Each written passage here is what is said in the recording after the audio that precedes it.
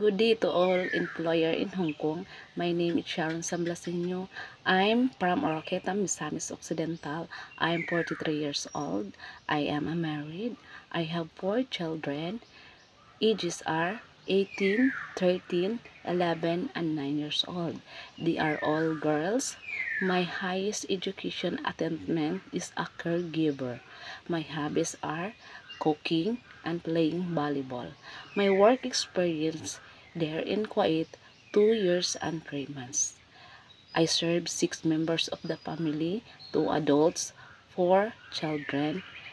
My duties and responsibilities are cleaning the house, cleaning the rooms, washing the dishes, and washing the car, and taking care of the child.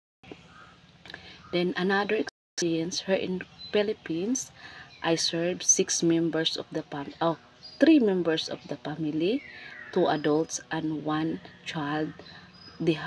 She have a hydrocephalus baby and 1 pet. For the future employer, please hire me as a helper because I am a loyal, trustworthy, and hardworking woman. I promise to do my duties and responsibilities, especially to your baby mom.